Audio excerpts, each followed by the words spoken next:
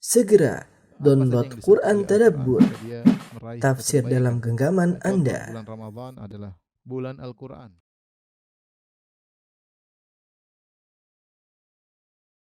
Bismillahirrahmanirrahim. Assalamualaikum warahmatullahi wabarakatuh. Alhamdulillahi ala ihsani wa syukru lahu ala taufiqihi wa amtinani wa asyhadu an la ilaha illallah wahdahu la syarika lahu ta'ziman li sya'ni wa asyhadu anna Muhammadan abduhu wa rasuluhu da'ila ridwani. Allahumma salli alaihi wa ala alihi wa ashabihi wa ikhwani. Para pemirsa, dokter-dokter yang dirahmati Allah Subhanahu wa taala, kita melanjutkan bahasan kita masih dalam bahas tentang syarat-syarat solat ya. Syarat-syarat solat pada pertemuan lalu kita telah bahas tentang syarat yaitu waktu solat. Masih ada tersisa syarat-syarat yang lainnya. Kita ingatkan kembali ya. Syarat-syarat solat ada dua secara umum ya. Namanya syarat wajib solat, yaitu maksudnya syarat wajib sholat maksudnya siapa yang wajib, yang baru kena wajib, yang kena kewajiban sholat.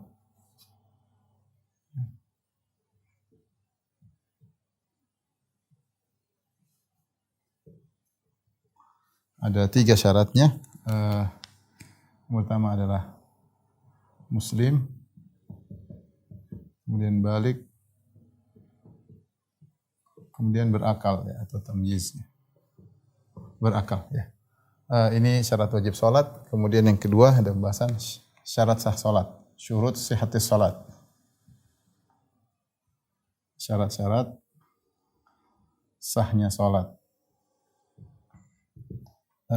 Syarat sah salat ini ada beberapa ya. Yaitu yang harus disiapkan, harus ada sebelum sholat dikerjakan.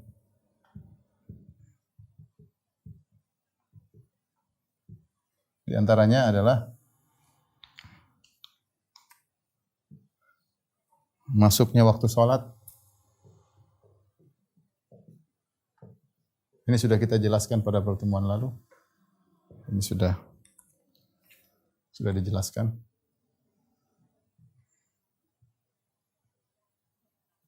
Kemudian di antaranya adalah yang pertama, namanya kedua, menutup aurat. Dan yang ketiga, bersih dari hadas dan najis. Kemudian yang keempat adalah menghadap kiblat. Menghadap kiblat. Yang kelima adalah niat. Baik, para dokter yang rahmati Allah Subhanahu wa taala, pada kesempatan kali ini kita akan bahas pertama kali adalah masalah menutup aurat. Masalah menutup aurat ya. Di antara syarat salat adalah menutup aurat. Allah Subhanahu wa taala berfirman, "Khudzu zinatakum 'inda kulli masjid." Ya. Ya bani Adam, dalam surat Al-A'raf, ya bani Adam, khudzu zinatakum 'inda kulli masjid. Itu ketika hendak kalian untuk sujud, masjid-masjidnya untuk sujud, wahai anak Adam, khudzu zinatakum, ambillah perhiasan kalian. Maksudnya ditafsirkan adalah libas. Al-libas, yaitu pakai baju jangan terbuka aurat, ya, apalagi maksudnya berpakaian. Ayat ini turun ketika berkaitan dengan orang-orang musyrikin yang dahulu ketika mereka tawaf mereka telanjang ya. Ayat ini dijadikan oleh para ulama bahwasanya salat harus berpakaian, yaitu menutup aurat. Ini ijma' di kalangan para ulama. Aurat kita terbagi menjadi dua ya. Kita bahas aurat terlebih dahulu ya. Aurat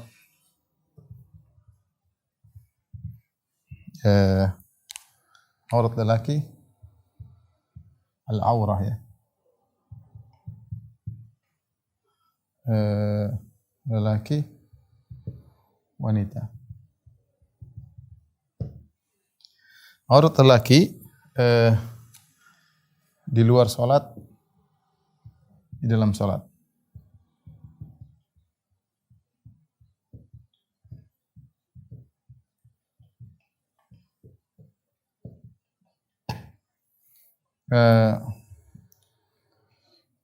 Atau usah dibedakan ya. Aurat lelaki adalah antara ya, kan antara pusar dan lutut. Ini antara pusar dan lutut. Pusar bukan aurat, lutut bukan aurat. Tetapi antara pusar dan lutut ya. Oleh karenanya dalam hadis banyak seperti Abu Bakar radhiyallahu ta'ala ketika datang terburu-buru fa abda rukbatayhi, maka dia memperlihatkan kedua lututnya. Rasulullah SAW mengatakan amma sahibukana hadza faqad ghamar. Ya, artinya Rasulullah mengomentari, Rasulullah tidak menegur ketika lututnya terbuka, tersingkap.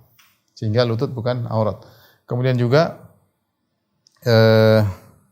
dalam hadis ketika Rasulullah SAW sedang di suatu kebun, kemudian Rasulullah tersingkap lututnya, ya, tersingkap lututnya. Masuk Abu Bakar, masuk Umar. Ketika Utsman datang, baru kemudian Rasulullah SAW tutup lututnya, sehingga lutut bukan aurat. Adapun paha, maka ada khilaf di kalangan para ulama apakah aurat atau bukan. Ada khilaf di kalangan para ulama. Jelas lutut bukan aurat, pusar bukan aurat, paha ada khilaf di kalangan para ulama. Hati-hatinya ya. Dalam sebagian riwayat innal fakhidha aurah ya. Qatti fakhidak fa innal fakhidha aurah. Dalam sebagian riwayat kata Nabi, tutup pahamu, sungguhnya pahamu adalah aurat. Dan itu lebih aslam, lebih selamat ya. Tapi dia bukan aurah mughalladhah. Aurah yang mughalladhah maksudnya adalah kemaluan kubul dan dubur ya. Ya, dia masih aurat mukhaffafah, masih aurat yang ringan. Aurat yang berat maksudnya adalah kubul dan dubur. Tapi semuanya harus ditutup.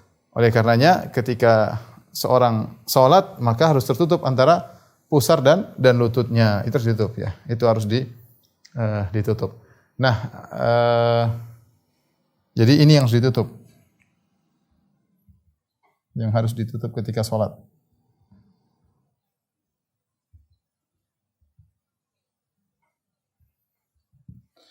Ulama Hanabilah menambah, dan ini termasuk mufradatnya Hanabilah. Mufradat itu pendapat yang dia bersendirian. Ulama Hanabilah diselisih oleh mazhab-mazhab yang lain. Ya, ada sekarang buat risalah saya punya, ya ada sekitar mungkin 10 jilid tentang al-mufradat, tentang mufradatnya ulama mazhab Hambali, yaitu di antara maksudnya mufradat itu pendapat yang tiga mazhab yang lainnya tidak menyamainya. Dia punya pendapat sendiri menyelisih tiga mazhab yang lainnya. Di antaranya ulama Hanabilah mengatakan harus tertutup kedua pundak atau salah satu pundak.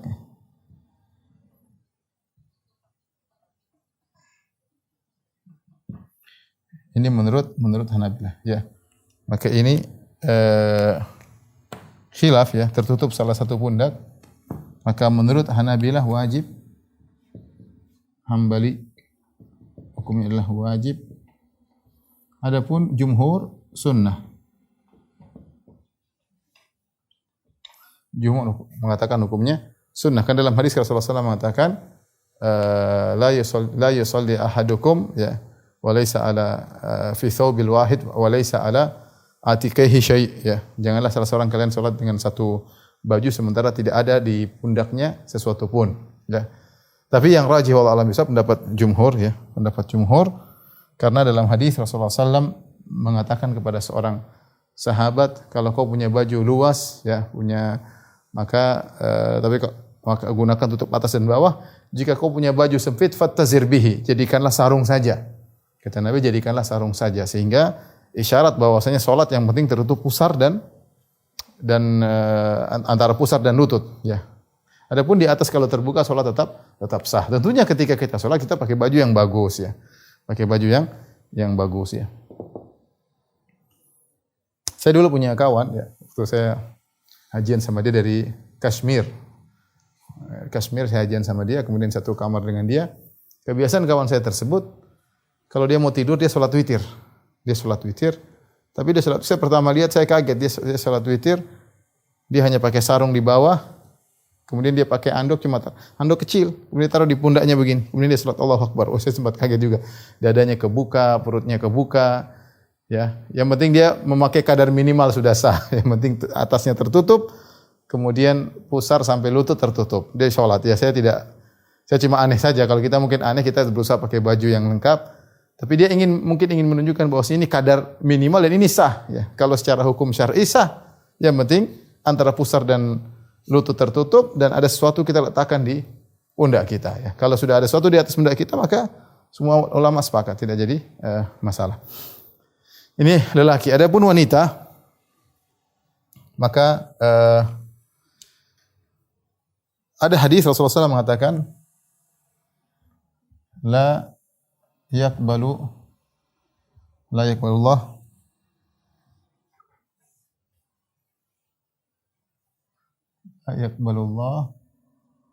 salat haidhin illa bi khimar. Itu Allah tidak menerima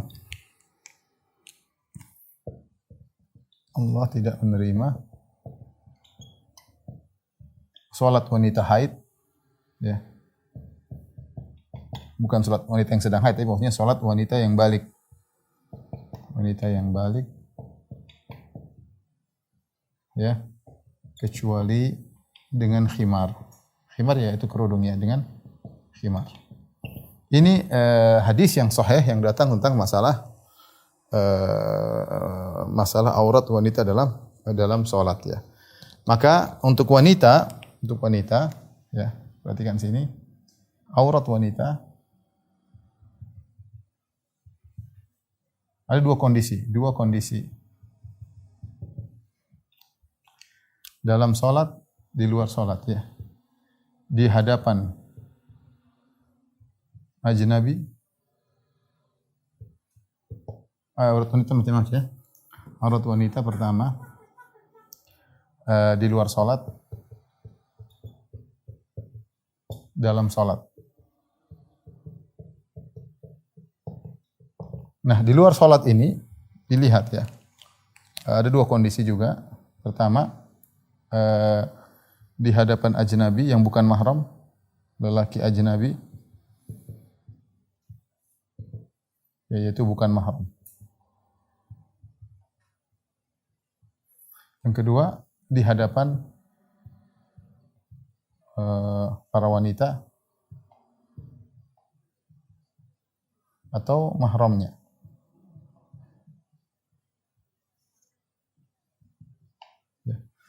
Adapun kalau di hadapan lelaki ajnabi bukan mahram, maka semua tubuhnya adalah aurat.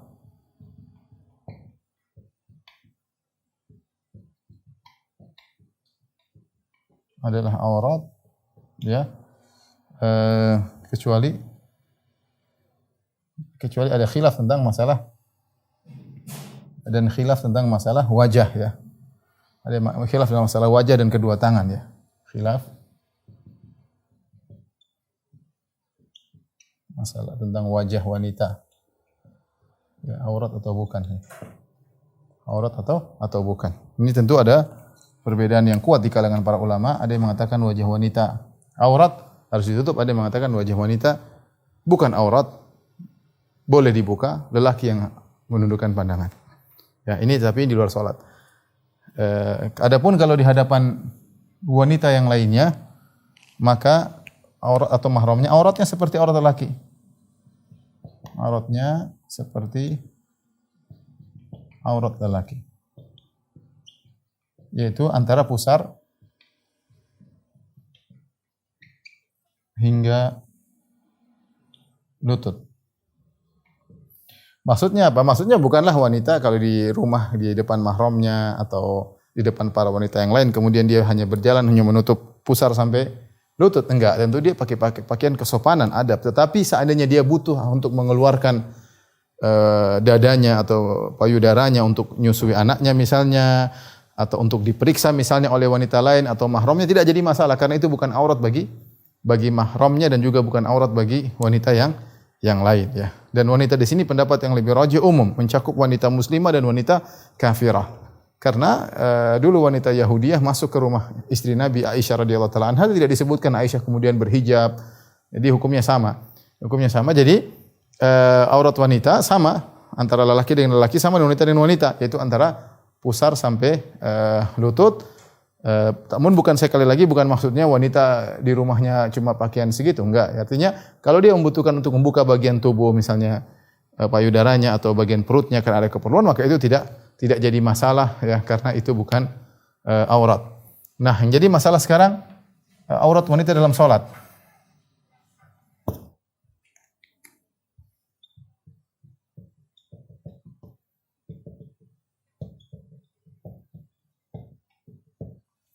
Wanita dalam salat. Maka ini ada beberapa ada 3 anggota, misalnya kepala, kemudian tangan, kedua kaki.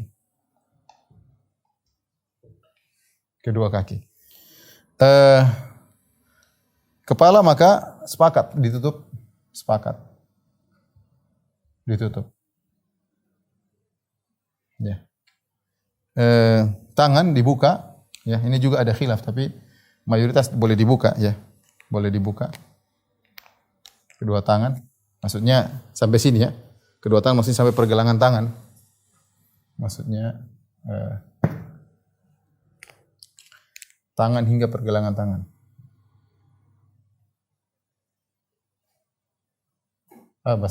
Ini bahasa Indonesianya apa? Ya, tangan. Maksudnya hingga pergelangan tangan. Dari jari hingga pergelangan tangan. Dari jari hingga pergelangan tangan.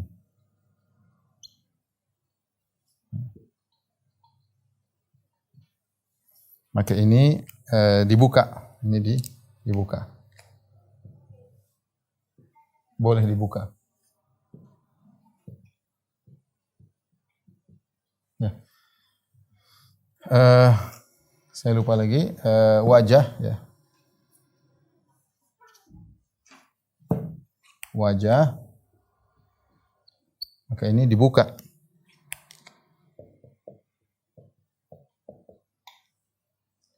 Yang jadi masalah adalah kedua kaki ya. Kedua kaki ini ada khilaf di kalangan para ulama ya. Kedua kaki, jumhur ulama mengatakan bahwasanya kedua kaki harus ditutup. Tapi Hanafiyah mengatakan tidak. Dan ini dipilih oleh mazhab Hanafiyah, dipilih oleh Al-Muzani dari mazhab Syafi'i, dan juga dirajikan oleh Ibnu Taimiyah rahimahullah taala, dan dipilih oleh Syekh Utsaimin rahimahullah taala, bahwasanya kedua kaki tidak harus ditutup. Adapun yang mengatakan kedua kaki harus ditutup, mereka berdalil dengan hadis Ummu Salamah ya. Hadis Ummu Salamah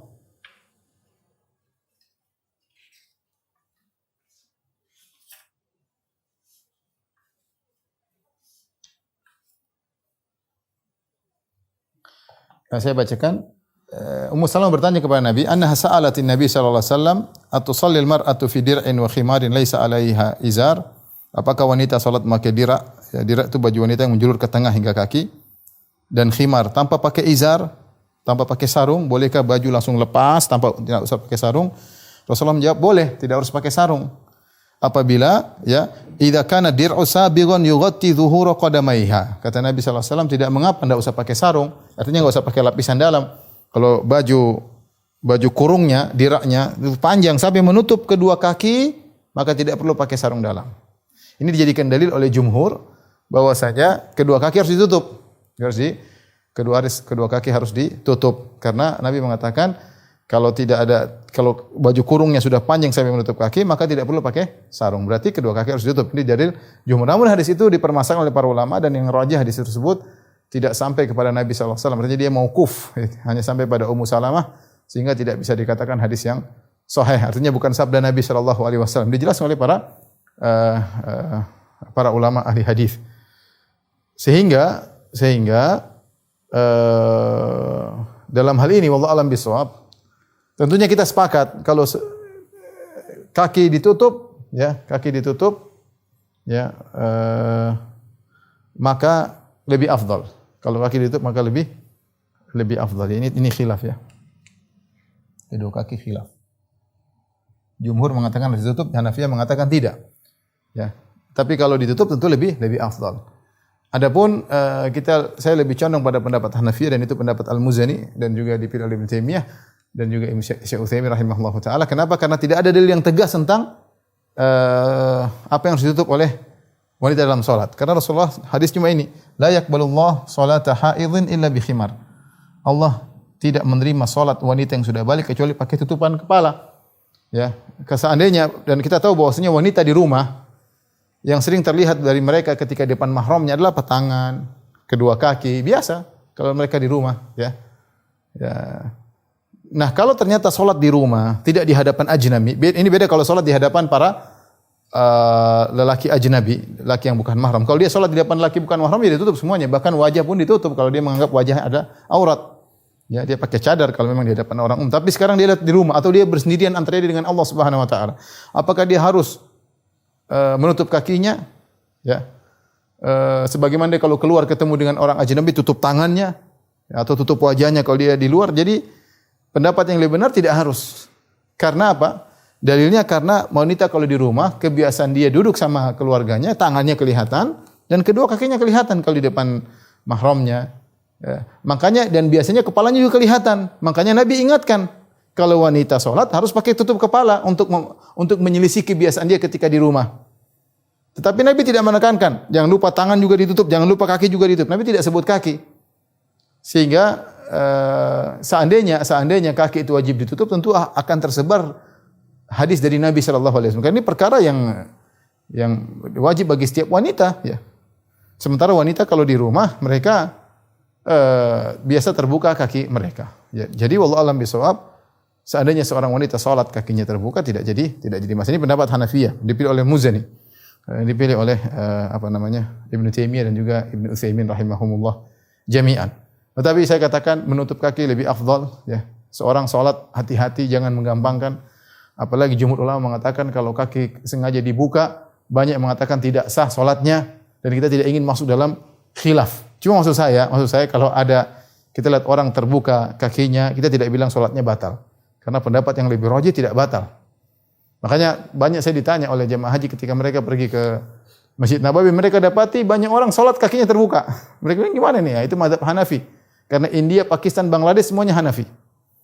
India, Pakistan, Bangladesh mereka Hanafi dan mereka kaki terbuka enggak ada masalah. Beda kalau kita mazhab Syafi'i harus tertutup. Kalau kebuka salat tidak sah.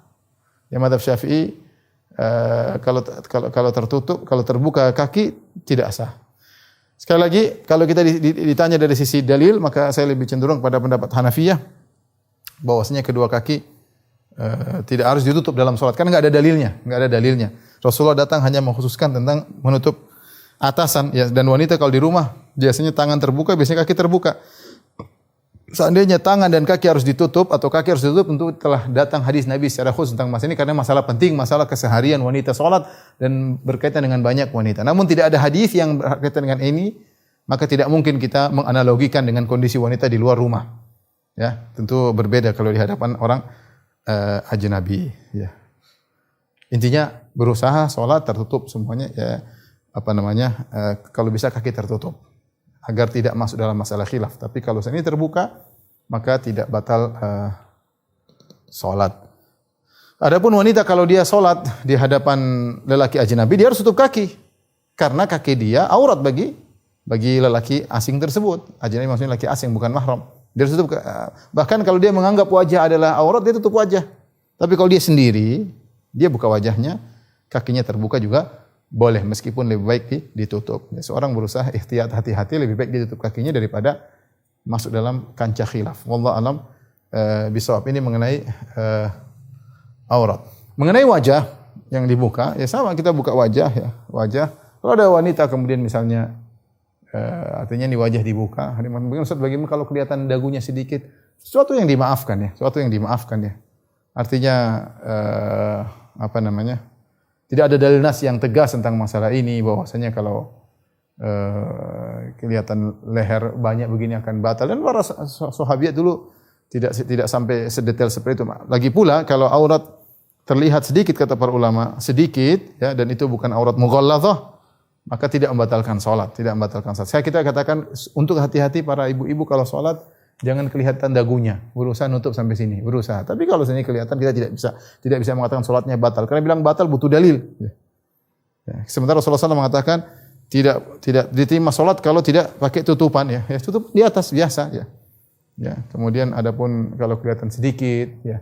Ya berusaha tidak berusaha dagu tidak kelihatan karena wajah cuma sampai di sini. Yaitu jangan sampai rambut kelihatan, dagu kalau bisa juga tertutup. Tapi kalau misalnya kelihatan sedikit begini tidak bisa kita katakan salat itu batal. Mudah-mudahan itu dimaafkan oleh Allah Subhanahu wa taala ya. Wallahu alam bisawab. Tolong dihapus.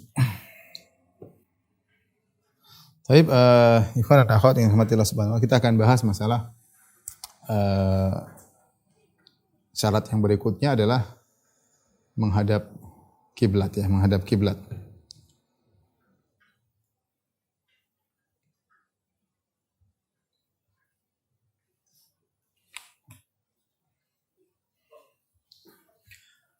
Syarat berikutnya adalah menghadap kiblat.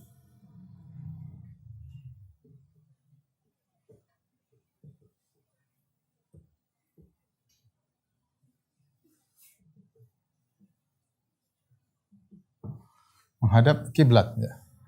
Menghadap kiblat ada dua kondisi ya. Di hadapan Ka'bah, tidak di hadapan Ka'bah.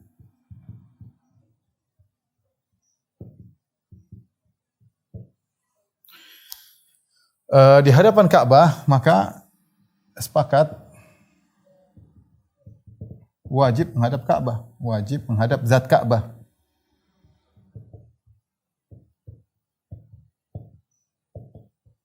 Menghadap zat Ka'bah. Adapun jika tidak di hadapan Ka'bah, maka dua kondisi juga. Tidak tahu posisi tepat Ka'bah.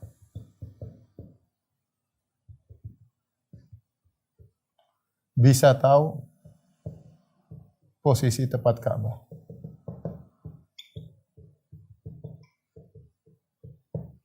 Jika tidak tahu posisi tepat Ka'bah, maka tidak harus menghadap Ka'bah. Ini sepakat cukup menghadap arah Ka'bah ya. Tidak harus zat Ka'bah. Seperti di Indonesia, yang penting menghadap barat. Ya sudah, Ka'bah daerah barat. Tidak harus persis tahu, karena kita nggak tahu ya. Kita nggak tahu secara persis di mana. Kira-kira aja. Ini kalau nggak tahu. Tapi bagaimana kalau kita tahu posisi tepat? Kita bisa tahu posisi tepat Ka'bah. Makanya ada khilaf di kalangan para ulama. Khilaf. Dua pendapat. Yang pertama mengatakan kalau tahu, bisa tahu, maka harus berusaha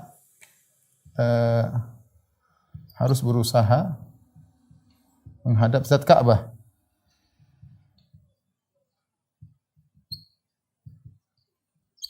Pendapat yang kedua, tetap tidak harus. Tetap yang harus hanya arah kiblat, hanya arah Ka'bah. Ya. Tidak harus zat Ka'bah. Ini dua pendapat, masing-masing ada ulamanya ya. Salah satu qaul dari mazhab Syafi'i mengatakan demikian, ada pendapat yang mengatakan begini. Imam Ahmad mengatakan tidak harus menghadap zat Ka'bah selama Ka'bah tidak di depan kita ya. Ka'bah tidak di depan kita. Wallahu a'lam bishawab, saya lebih condong pada pendapat ini. Saya sebutkan khilafnya di situ bahwasanya kalau kita tidak di hadapan Ka'bah tidak harus, meskipun kita tahu posisinya. Oleh karena Imam Ahmad mengingkari orang yang berusaha mengenali posisi zat Ka'bah dengan bintang tertentu ya. Dia bilang tidak usah pakai kayak gitu. Sudah tahu pokoknya Ka'bah ke arah sana, sudah menghadap sana, enggak usah repot-repot. Apalagi di zaman para sahabat, di antara mereka di zaman tabi'in ada yang ahli perbintangan. Artinya dia bisa tahu Ka'bah itu lihat bintang ini arah sini, berarti harus begini persis. Berarti Imam Ahmad mengingkari orang yang berusaha seperti itu. Tidak perlu. Tidak perlu. Karena di zaman Nabi SAW ada Arab Badui, ada ini macam-macam orang dan Nabi tidak pernah mengharuskan mereka untuk mengetahui seperti itu. Itu perkara yang berat. Perkara yang berat. Maka tidak perlu berusaha pakai kompas, tidak perlu pakai ini. Ya. Nanti pakai kompas ternyata kompas iPhone khilaf dengan kompas Android. Ini mana yang lebih kuat? Mana yang lebih thiqah? Jadi maksud saya yang benar agama dibangun atas keringanan dan tidak harus menghadap zat Ka'bah. Taib. Apa dalilnya? Ini pendapat yang lebih kuat ya. Kita akan sebut dalilnya ya.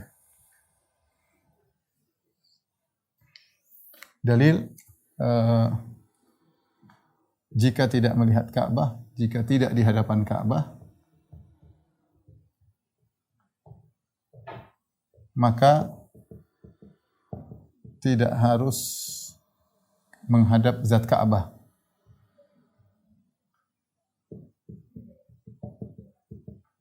Tapi cukup arahnya. Kita bagi dua, pertama dalil naqli, dalil aqli ya. Pertama adalah ad-dalil an-naqli, kemudian dua ada dalil aqli. Secara akal, ini secara nas. Adapun secara nas ya, banyak di antaranya Allah berfirman qad nara taqalluba wajhika fis sama falanuwalliyannaka qiblatan tardaha fawalli wajhaka syatral masjidil haram. Kata Allah, fawalli wajhaka syatral masjidil haram. Syatr kata mereka, syatr, arahkan wajahmu ke arah. Syatr ini syatra. Ini artinya tijaha. Yaitu ke arah. Jadi tidak harus zat, yaitu ke arah Masjidil Haram. Lagi pula Masjidil Haram ini bisa diartikan tanah haram, bisa diartikan kota Mekah. Banyak kemungkinan. Jadi tidak harus langsung kepada Ka'bahnya ya. Ini pendapat dalil yang pertama. Dalil yang kedua, Rasulullah SAW mengatakan baina masyriq wal maghrib qiblah. Ini Nabi mengatakan antara timur dan barat adalah kiblat. Adalah kiblat. Ini Nabi berbicara tentang posisi penduduk kota Madinah, karena kota Madinah Makkah itu di selatan kota Madinah. Jadi mereka menghadap selatan. Mereka menghadap selatan. Perhatikan, kalau kita gambarkan ini utara, selatan, timur, barat. Ya. Ini Madinah, ini Mekah. Ya. Madinah, Mekah. Nah orang kalau sholat menghadap ke selatan. Nah kata Nabi SAW, antara timur dan barat adalah kiblat. Ini kiblat semuanya. Artinya kalau seorang masih menghadap ke sini sedikit, yang penting masih menghadap timur dan barat.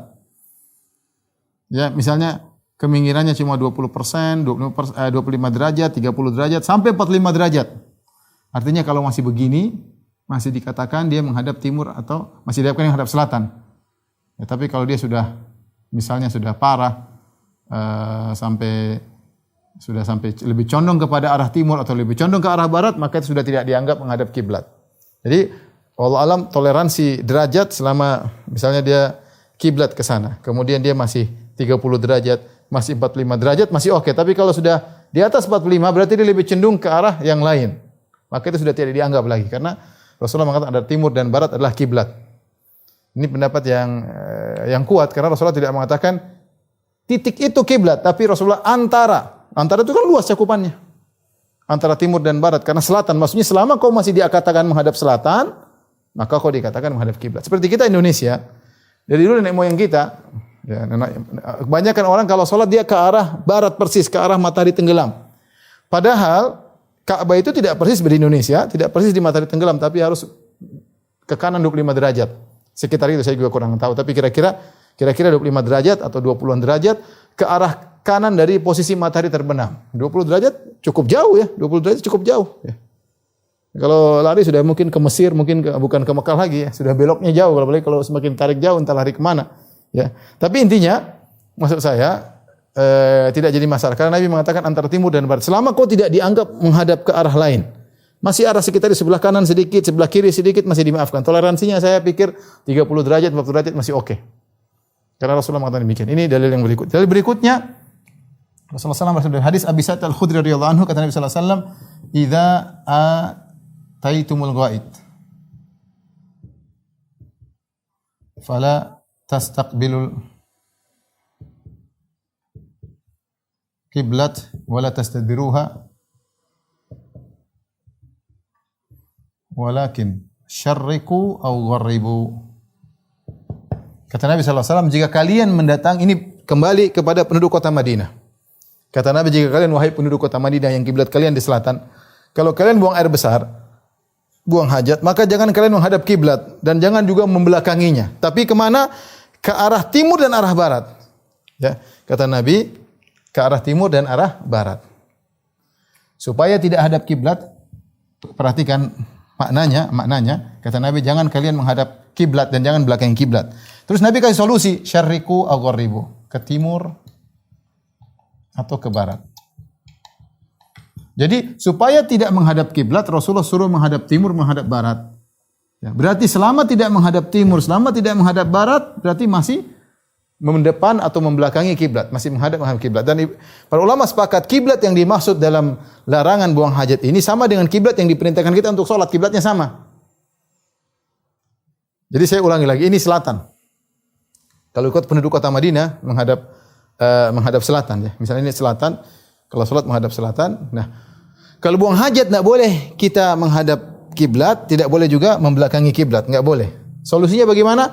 Kata Nabi sallallahu alaihi wasallam, "Walakin syarriku aw gharribu." Caranya bagaimana? Hadap timur persis, nah ini sudah selamat. Atau menghadap selatan tidak jadi masalah, ya. Berarti selain menghadap timur dan menghadap selatan berarti tidak masih masalah. Masih masalah karena masih dianggap kiblat. Mudah-mudahan antum paham maksud saya. Maksud saya solusinya adalah menghadap timur atau menghadap barat. Berarti antara timur dan barat itu masih dianggap menghadap selatan. Masih dianggap menghadap ke selatan. Jadi wallahu a'lam bishawab, pendapat ini menunjukkan bahwasanya yang penting adalah arah dan ditoleransi kemiringan ya. 30 derajat oke, 20 derajat oke ya. Selama tidak dianggap telah berpaling arah. Wallahu a'lam bishawab. Dan ini dalil secara akli. Dalil secara nakli, secara akal. Dalil akal. Tadi kita katakan bahwasanya pertama di zaman Nabi banyak orang Arab Badui, banyak orang Badui baru masuk Islam, ya, dan lain-lain banyak ya. Namun tidak ada dalilnya sama sekali Nabi nyuruh mereka harus di depan zat Ka'bah. Namun tidak ada keterangan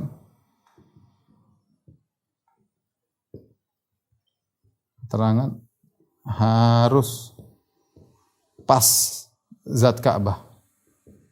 Enggak ada keterangan seperti itu. Yang kedua, dalil akli bahwasanya ukuran Ka'bah ya.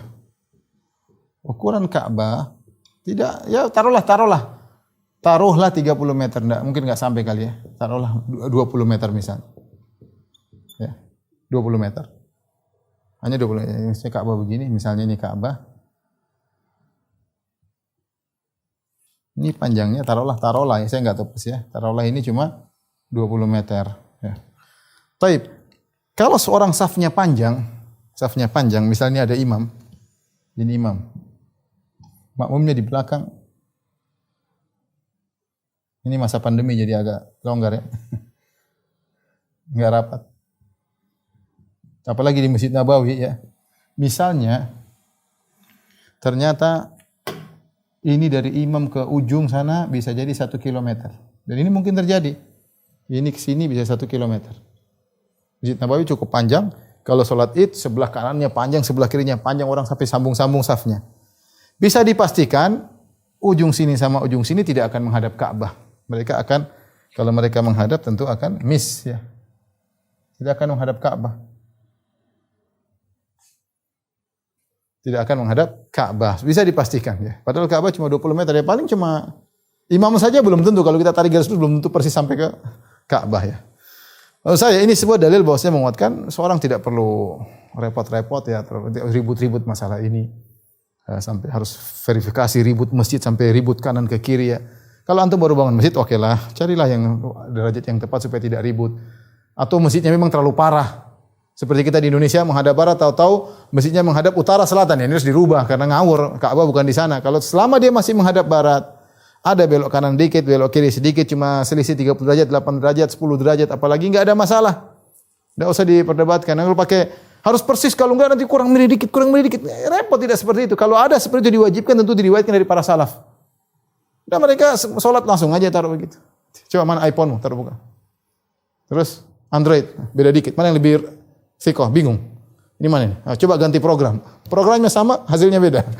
Oleh karenanya yang penting kita, kalau kita Indonesia yang penting menghadap barat selesai.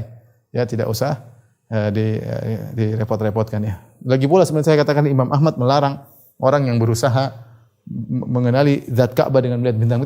Imam Ahmad mengatakan tidak perlu. Dan dahulu para tabi'in mereka juga ada ahli perbintangan, mereka juga tidak harus seperti itu. Yang penting arah sudah tepat, sudah selesai. Jangan merepotkan permasalahan. Baik. Ini masalah menghadap kiblat. Berikutnya di antara syarat salat adalah niat. Syarat salat adalah niat ya. Para ulama berselisih, ada dua pendapat tentang masalah niat. Apakah dia termasuk syarat ataukah dia termasuk rukun? Ya. Sebagian ulama ya, dari sebagian ulama Malikiyah ya menganggap bahwasanya dan juga sebagian ulama Syafi'iyah menganggap bahwasanya niat bukan hanya syarat tapi dia merupakan rukun karena dia bagian daripada salat ya. Ada yang mengatakan niat adalah syarat karena dia sebelum salat, diniatkan sebelum salat. Ala kulli hal tidak ada masalah mau dibilang syarat atau dibilang rukun, sama-sama harus ada niat tersebut. Allah berfirman, "Wa umiru illa liya'budullaha mukhlishina lahuddin." Ya. Dan mereka tidak diperintahkan kecuali untuk ikhlas karena Nabi sallallahu alaihi wasallam berkata innamal a'malu binniyat, sesungguhnya amalan tergantung niatnya. Ya. Di sana ada beberapa kesepakatan di kalangan para ulama, ya. Jadi niat, jadi ada khilaf, ada yang mengatakan syarat, ada yang mengatakan rukun ya. Perhatikan ini ada khilaf ya.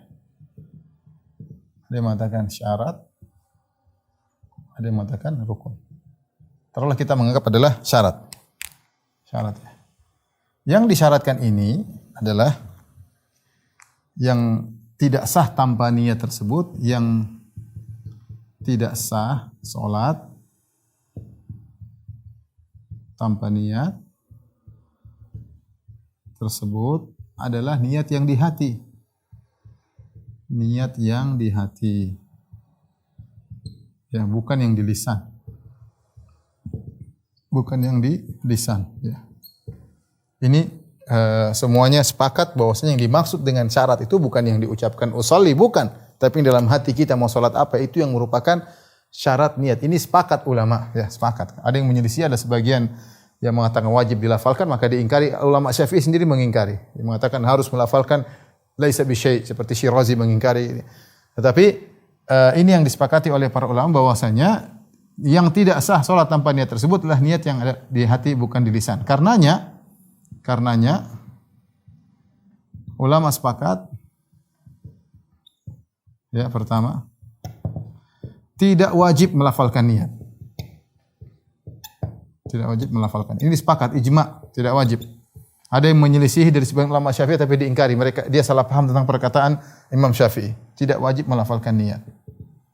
Kemudian sepakat juga para ulama, jika lafal menyelisihi hati, niat di hati, maka yang jadi patokan yang di hati. Ini sepakat. Yang di hati. Contoh, seorang ingin sholat zuhur, dalam hatinya, tapi dia waktu ngucapin dia salah. Sholli fardal maghrib salah rakaatin Allahu akbar atau sholli fardal asr. Dia salah ngomong. Begitu Allahu akbar. Lah, tadi saya bilang usolli fardal asr. Gimana nih? Tidak sah. Enggak ada masalah. Dia salah ucap. Ya. Yang benar yang jadi patokan adalah yang di hati. Ya, niat dia salat asar, niat dia salat duhur, adapun kelepasan ngucapin maghrib, ngucapin asar, ngucapin isya, ngucapin subuh enggak ada pengaruh. Ini ijma, perhatikan, ini ijma ulama. Sepakat, tidak ada khilaf. Tapi khilafnya di mana? Khilaf tentang melafalkan niat. Melafalkan niat, hukum melafalkan niat. Ingat ya, ini di luar pembahasan yang ini luar pembahasan ya. Pembahasan kita yang dalam hati sudah selesai. Ya. Sepakat kalau tidak lafalkan sah, semua sepakat. Tidak wajib melafalkan niat, sepakat. Kalau ada perselisihan lisan dengan hati, maka yang jadi patokan di hati. Cuma kemudian ada sebagian ulama mengatakan dianjurkan melafalkan niat. Mereka mengatakan yustahabbu ya, atau ya, disukai ya untuk melafalkan niat. Pertama, kenapa para ulama mengatakan apa namanya? Jadi ada khilaf, ada yang mengatakan ada disukai, yustahab, disukai atau dianjurkan.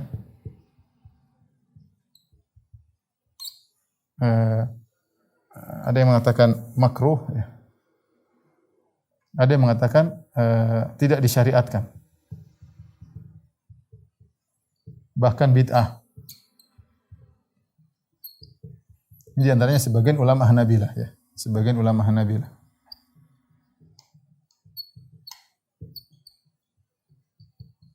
Seperti Ibnu Jauzi,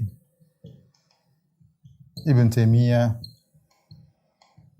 Ibn Taimiyah juga menukil dari para ulama Hanabilah dan dinukil juga dalam sebagian buku Suyuti, ya, seperti Suyuti dari mazhab Syafi'i dan juga Suyuti.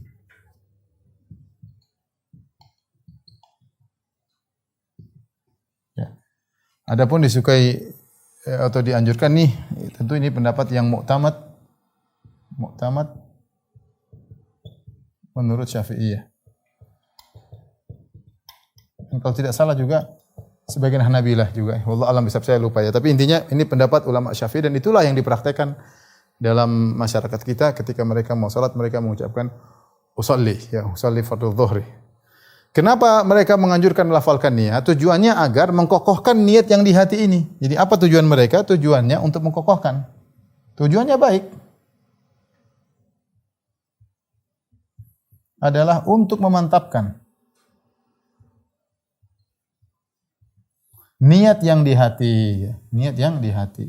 Karena hati ini kadang-kadang lalai, macam-macam masuk di hati, sehingga perlu dimantapkan, perlu diingat sebelum menghadap Allah. Kita perlu ingat, kalau dalam hati enggak cukup, kita harus kita dianjurkan melafalkan supaya semakin kokoh. Itu tujuan mereka baik. Sehingga kita tahu kenapa mereka mengatakan dianjurkan untuk melafalkan.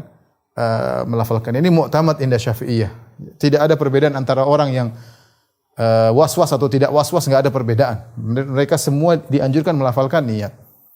Wallahu alam bisawab, saya lebih cenderung bahwasanya pendapat ini tidak dianjurkan, bahkan saya lebih cenderung bahwasanya ini perkara yang bid'ah. Ini masalah khilaf, ya, perkara yang bid'ah tidak dianjurkan. Kenapa? Karena sering saya sampaikan hal ini, karena Nabi sallallahu alaihi wasallam salat dengan berbagai macam salat, Rasulullah SAW tidak pernah melafalkan niat. Tidak pernah sama sekali. Dan kita mengatakan wa khairul huda huda Muhammad. Sebaik-baik petunjuk Nabi sallallahu alaihi wasallam. Sebaik-baik salatnya Nabi tidak pernah melafalkan niat. Nabi memang niatnya sudah mantap ya Ustaz. Kalau kita bilang di zaman Nabi juga ada orang Arab Badui, ada orang baru masuk Islam. Mereka juga sama dengan kita. Artinya ada hal yang mengganggu hati, sama. Ya. Dan Nabi tidak pernah menyuruh mereka untuk melafalkan niat. Ya. Makanya tidak diriwayatkan dari Nabi melafalkan niat.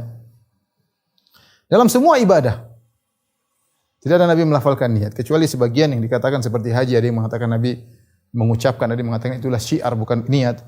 Tapi salat, puasa, kemudian wudu, dengan berbagai macam Rasulullah tidak pernah melafalkan niat. Ya, tidak pernah melafalkan niat. Ya. Oleh karena tidak diriwayatkan dari Nabi pernah melafalkan niat dalam salat. Jangankan hadis dhaif, hadis palsu pun tidak ada. Hadis dhaif tidak ada, hadis palsu tidak, apalagi hadis sahih, tidak pernah. Kemudian juga para sahabat, ribuan sahabat banyak sekali. Tidak diriwayatkan seorang pun dari mereka ketika salat mengucap usolli fardhu dzuhri arba'a raka'atin mustaqbilal qiblatin adaan ma'muman lillahi ta'ala misalnya. Tidak pernah. Dan kita punya kaidah sebaik-baik amalan ibadah para salaf. Sebagaimana sebaik-baik salatnya Nabi sallallahu alaihi wasallam ya. Dan ada dampaknya sebagian orang ketika mereka terikat dengan niat seperti itu, tujuannya baik tapi ada dampaknya sebagian mereka mengalami was-was. Sampai diulang-ulang, usolli fardhu. Jadi terjadi bukan main-main ya. Usolli seperti itu. Dan Ibnu Jauzi dan bahas tentang talbis iblis, kita baca bagus bahasan beliau ya. Sampai ada yang mengeraskan usolli. Padahal sebenarnya kalau seorang ingin menjalankan mazhab Syafi'i dalam melafalkannya tidak perlu keras-keras, yang penting dia kokohkan usolli. Dia baca sendiri aja dengan sir untuk dirinya. Usolli fardhu dzuhri. Yang penting dia kokoh, bukan dia usolli fardhu dzuhri. Orang sebelah terganggu, ada orang sudah takbir dengar sebelahnya usolli fardhu dzuhri arba'a raka'atin ya seperti. Nah, akhirnya timbul kadang-kadang was-was. Sekarang dia ulangi lagi. Allahu Akbar. Enggak pas lagi. Oke, sholli fardhu. Allahu Akbar. Ada yang akhirnya Rabbi a'udzubika min hamazati syayatin. Akhirnya berta'awudz. A'udzubillahi minasyaitonir rajim. Macam-macam dia baca. Baru Allahu Akbar. Timbul was-was. Jadi wallahu alam bisawab. Tapi ini masalah khilafiyah. Tentunya kita berlapang dada. Ini mu'tamad inda Syafi'iyah. Dan ini dilaksanakan oleh masyarakat kita. Ya kita saya bilang tidak, bagi saya tidak perlu melafalkan. Tapi kalau ada yang melafalkan dia bilang itu masalah khilafiyah. Wallahu alam bisawab. Demikian apa yang saya sampaikan. Kalau yang saya mohon maaf. Wabillahi taufiq wal hidayah. Assalamualaikum warahmatullahi wabarakatuh.